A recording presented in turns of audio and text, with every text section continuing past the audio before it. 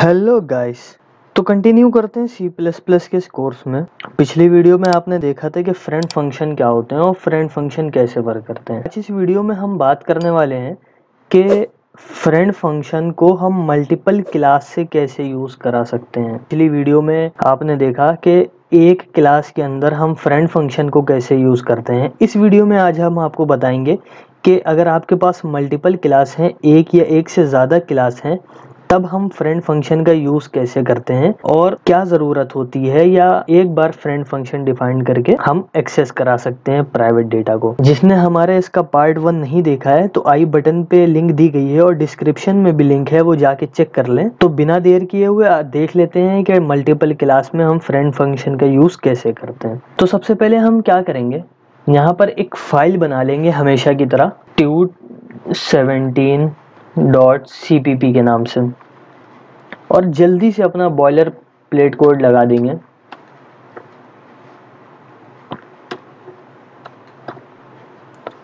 अगर आप लोगों को नहीं पता है कि boiler plate code visual studio में कैसे लगाया जाता है, तो सेटिंग में जाके यहाँ पे स्निपेट होते हैं, स्निपेट ऐड करके यहाँ पे लगाया जाता है। अगर आपने मेरी पिछली वीडियो देखी है तो आपको बिल्कुल पता होगा कि कैसे बनाया जाता है स्निपेट विजुअल स्टूडियो में। हम क्या करेंगे, सबसे पहले यहाँ पर एक क्लास बना लेंगे हमेशा की तरह जैसे क्लास बनाते हैं। हमने एक क्लास बनाया सैंपल के नाम से। हमने कहा सैंपल1 एक क्लास है जिसमें इंटीजर टाइप का वेरिएबल है, और एक पब्लिक मेंबर बनाया।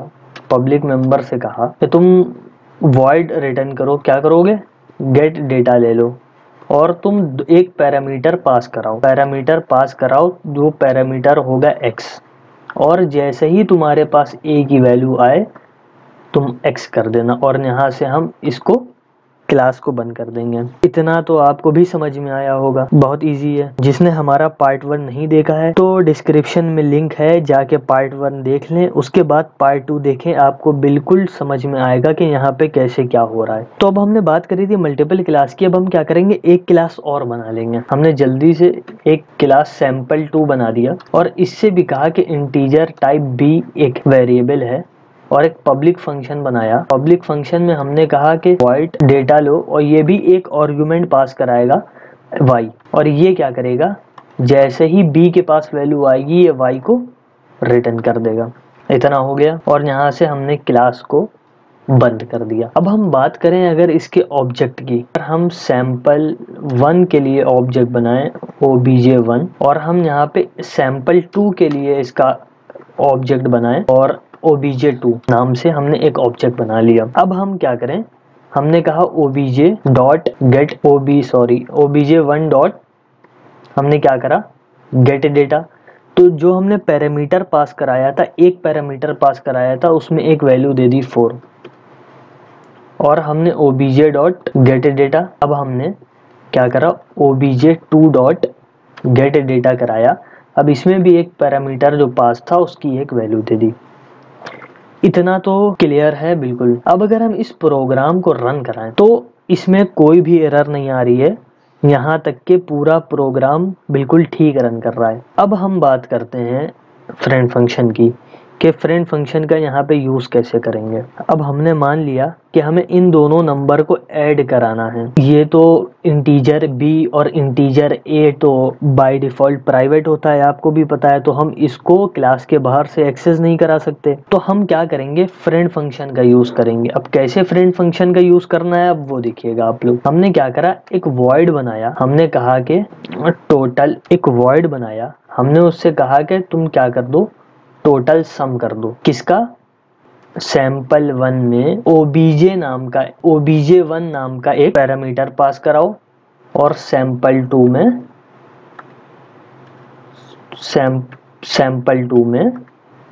obj2 नाम का एक वेरिएबल पास कराओ। अब ये वेरिएबल क्या करेगा, अब यहाँ पे हम काउट लगा करके कहेंगे योर टोटल सम इज। अब obj1 डॉट ए अगर हम कर दें, हमने obj डॉट ए क्यों करा, क्योंकि a मेरा सैंपल1 था और सैंपल2 में हमने जो वेरिएबल रखा था वो b था। अगर हम ऑब्जेक्ट 1 डॉट ए कर दें तो ये किसको कॉल करेगा, इसको कॉल करेगा, इंटीजर a को। अब हम क्या करें, ऑब्जेक्ट टू डॉट बी कर दें और यहाँ से एक एंडल लगा दें। अब इतना हो गया। अब हमने अगर यहाँ पे बना लिया, अब हम इसको प्रिंट करा दें। अब हमने इसको प्रिंट कराने के लिए क्या कहा, हमने कहा टोटल सम नाम का जो फंक्शन है उसको क्या कर दो, वो 2 पैरामीटर पास कर रहा है। कौन कौन से, obj1 और obj2, उसको क्या कर दो, उसको प्रिंट करा दो। अब जैसे ही हम इसको रन कराएंगे तो अब इसने एरर दी। इसने कहा कि इंटीजर a जो है वो प्राइवेट डिक्लेरेशन है, आप उसको एक्सेस नहीं करा सकते। सही बात है, अगर प्राइवेट डेटा मेंबर है तो आप उसको एक्सेस नहीं करा सकते। अब हम ऐसे में क्या करेंगे, अब हम ऐसे में कंपाइलर से कहेंगे कि कंपाइलर भैया देखो ऐसा है, जो sample1 है वो मेरा दोस्त है। तो कंपाइलर कहेगा कि अपने sample1 अपने दोस्त से कहो कि अपने अंदर एक डिक्लेरेशन हमको दे दे, जिससे हमको ये पता हो जाए कि वो तुम्हारा दोस्त है और तुम उसके डेटा को एक्सेस करा सकते हो। तो हमने sample1 को कॉल करी और हमने sample1 को कहा कि सैंपल देखो ऐसा है, हम तुम्हारे डेटा को एक्सेस नहीं करा पा रहे हैं, तो इसलिए तुम अपने फंक्शन में एक बार डिक्लेयर कर दो कि जो टोटल सम नाम का एक फंक्शन है वो हमारा दोस्त है। तो sample1 ने कहा कि ठीक है। तो उसने क्या करा, एक फ्रेंड नाम के सिंटेक्स से डिक्लेरेशन करी, फ्रेंड वॉइड क्या करता है, टोटल सम नाम का जो फंक्शन है जो कौन से आर्गुमेंट पास कराता है, यहीं से कॉपी कर दिया हमने, सैंपल ऑब्जेक्ट 1 और सैंपल ऑब्जेक्ट 2, और यही चीज हम कहेंगे sample2 क्लास से। अब हम अगर इस प्रोग्राम को रन कराएं तो देखते हैं हमें इसका क्या आउटपुट मिलता है। अभी इसमें एरर दिखा रहा है। अब ये एरर क्या कह रहा है, तो चलिए सिंपल सी लैंग्वेज में हम आपको बताते हैं कि एरर क्या कह रहा है। ये एरर कह रहा है कि भैया sample1 जो है वो तो समझ में आता है कि क्लास sample1 है, लेकिन ये sample2 क्या चीज़ है। अब यहाँ पे sample2 है और यहाँ पे भी sample2 है, तो इसको समझ में आ गया। तो हम इसको एक डिक्लेरेशन यहाँ पे दे देंगे। हम कहेंगे देखो क्लास sample1 जो है वो एक sample2 जो है यहाँ पे वो एक क्लास है। तो इससे कंपाइलर को ये समझ में आ जाएगा कि sample जो 2 है वो क्लास है। सिर्फ यहाँ पे हम डिक्लेरेशन देंगे बस। मैं कमेंट आउट करके लिख भी दे रहा हूँ डिक्लेरेशन। चलिए रन कराते हैं इस प्रोग्राम को अपने। पहले हम यहाँ पे एक कॉमा लगा देंगे। अब हम क्या करेंगे, अब हम इसको रन करा के देखते हैं। अब देखते हैं कि ये रन होता है कि नहीं होता है, क्या आउटपुट आता है इसका। तो ये देखिए इसका आउटपुट क्या आया है, योर टोटल सम इज 10।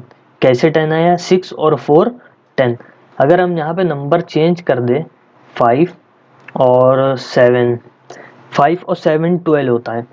तो चलिए रन करा के देखते हैं फिर से। तो योर टोटल सम इज 12। तो ये होता है हमारे फ्रेंड फंक्शन का काम मल्टीपल क्लास में। तो एक बार इस प्रोग्राम को समझ लेते हैं। हमने क्या करा, एक क्लास बना ली sample1 के नाम से और उसमें एक वेरिएबल पास करा दिया। उस वेरिएबल से कहा, एक वेरिएबल पास कराया, उसके बाद एक पब्लिक मेंबर बनाया। पब्लिक मेंबर से हमने कहा पब्लिक मेंबर में एक पैरामीटर पास कराया। उस पैरामीटर से हमने कहा कि जैसे ही a की वैल्यू आए तुम x हो जाओ। उसने कहा ठीक। हमने दूसरी क्लास बनाई, दूसरी क्लास बना करके हमने एक वेरिएबल यहाँ पे डिक्लेयर करा। वेरिएबल डिक्लेयर करके एक पब्लिक मेंबर बनाया और उसमें भी b की और y की वैल्यू दे दी। और क्या करा, यहाँ से एक ऑब्जेक्ट बना दिए, ऑब्जेक्ट से डेटा ले लिया। इतना बात क्लियर है। अब हम चाहते ये हैं कि जो प्राइवेट मेंबर हैं उनको हम बाहर से एक्सेस करें और उनके डेटा को ऐड करें। तो उसके लिए हमने क्या करा, उसके लिए हमने यहाँ पे एक टोटल सम नाम का फंक्शन बनाया। सम नाम के फंक्शन से कहा कि देखो जो sample1 क्लास है 2 पैरामीटर पास हैं। कौन कौन से, एक ऑब्जेक्ट 1 और जो sample2 है उसमें object2। तो तुम क्या करो कि जब आंसर दिखाना तो object.1 का a ले लेना और object.2 का b ले लेना और दोनों को ऐड कर देना। इतना काम हो गया। अब इसने क्या करा, अब कंपाइलर ने कहा कि ऐसे हम a और b को नहीं दे सकते क्योंकि डिक्लेयर है।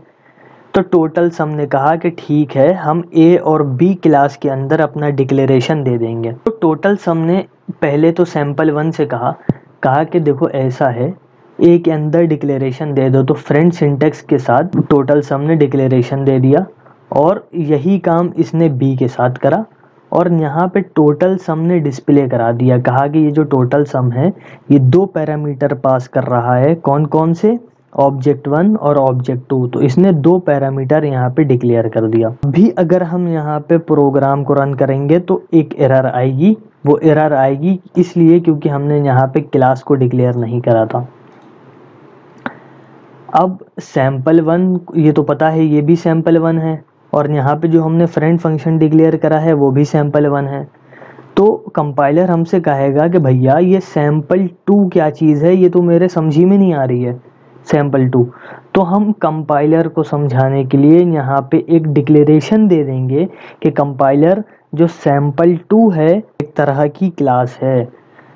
तब कंपाइलर समझेगा अच्छा ठीक है, अगर ये क्लास है तो हम इसको आगे बढ़ते हैं। तब हमारा कंपाइलर वहाँ से आगे चलेगा और हमारा आउटपुट ठीक आएगा। गाइस बस आज के लिए इतना ही। आई होप आपको कॉन्सेप्ट समझ में आ गया होगा कि फ्रेंड फंक्शन मल्टीपल क्लास में कैसे वर्क करते हैं। और अगर आप चैनल पे नए हैं तो चैनल को सब्सक्राइब करिए, वीडियो को लाइक करिए और ऐसे ही बने रहें मेरे साथ इस कोर्स में। और अगर अभी तक आपने इस प्लेलिस्ट को एक्सेस नहीं करा है तो C++ की प्लेलिस्ट को एक्सेस कर ले। हम यहाँ पे आपके लिए बेसिक से लेके एडवांस तक फुल कोर्स बना रहे हैं हिंदी में। तो मिलते हैं जल्दी से नेक्स्ट वीडियो में, जब तक बने रहें मेरे साथ। Thank you guys for watching this video. I will see you the next time.